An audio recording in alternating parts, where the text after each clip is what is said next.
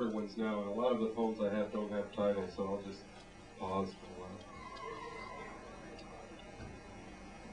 Waking to collapsing world, I wonder, what was underneath? What held me open, round and whole and green, but crumbled when I came to kiss the wide and oval face, the dark and fragrant lips.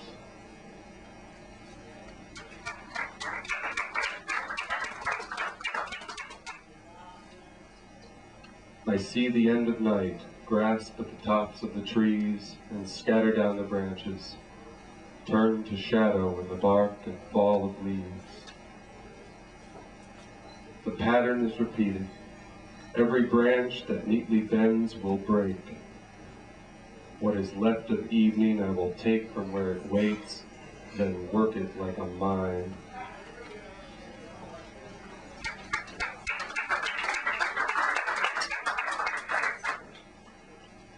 You make better shade than shrub or tree, have sweeter fruit and broader leaves. Believe me when I say that in this forest thick and foliage dim, each day I come back here again to break another branch for love.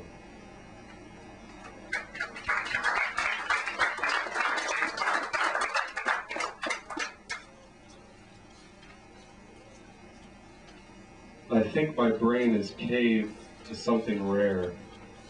All day it stays far back where no light or hand can reach.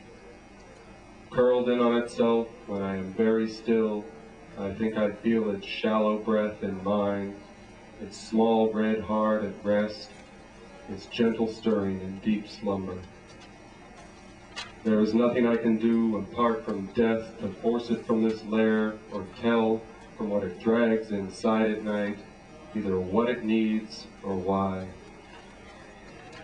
At the entrance every morning, I study what is left outside.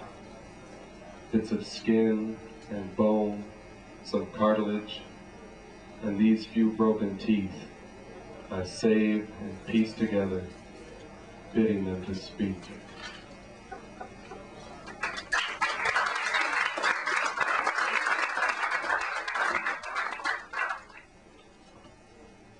Wind moans what means discovery.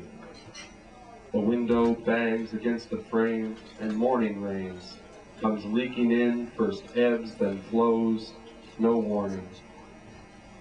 From the center of the room, a deep gold puddle calls me out to drink.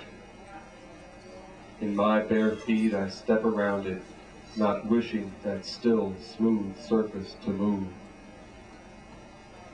Gently, in the kitchen over coffee, I start to break the bread between my hands, then kiss the edge, the deep blue cup of day.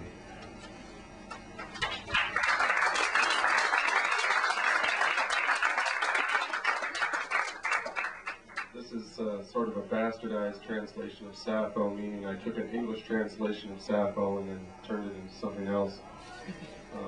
The poem is actually to Aphrodite, and the translation was of Willis Barnstone.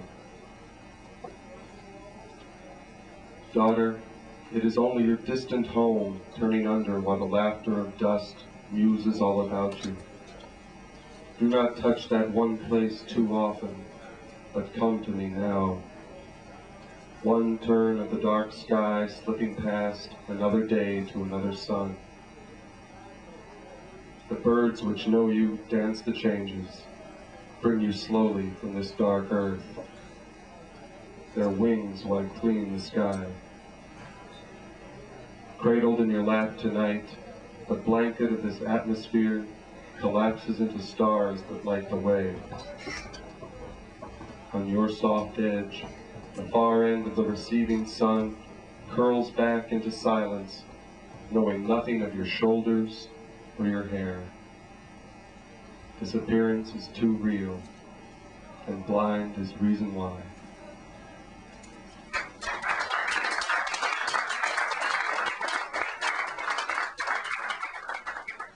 Midwest Vacation. In Bean Creek, I never saw the water, but to sit there, sunning itself, a copperhead content and fat on field mice, basking in the heat below the bridge. Its waters were brown with the best soil, nearly as warm and damp as the August air. And all I knew was that from this town, somewhere far downstream, there was no mouth, and from somewhere farther up there was no source, and that here, in this thick middle, was a swollen, stinking center that somehow swallowed things whole.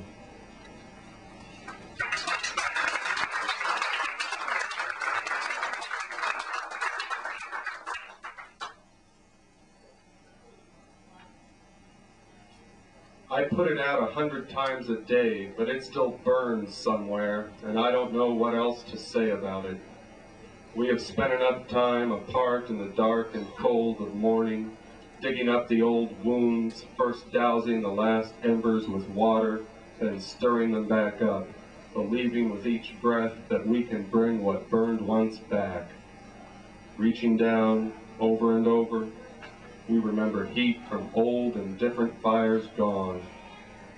I did not cause your blistered palms, and you had nothing to do with my stupid walk across the orange coals, the idiotic chant that dressed my lips, or the rain.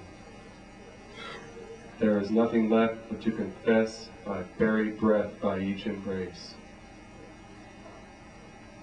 Looking at you, I feel the cold stone on the center of my chest fracture and move.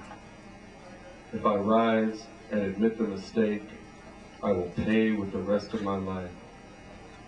And if I stay beneath this stone, the rest of my life will surrender to the weight, and the cage that keeps me alive will collapse.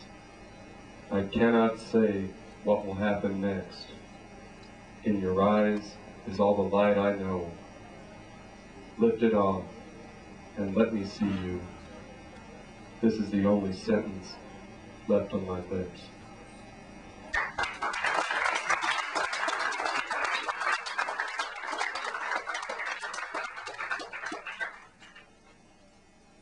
Morning. My thick brain is all one color, gray and smooth and far away. It dimly calls another, awake and soon to come and warm its blood beneath the sun, to wait in dark and pray for rain, so certain that the day the sun will rise too bright and burn, I know, turn everything alive to dirt and stone.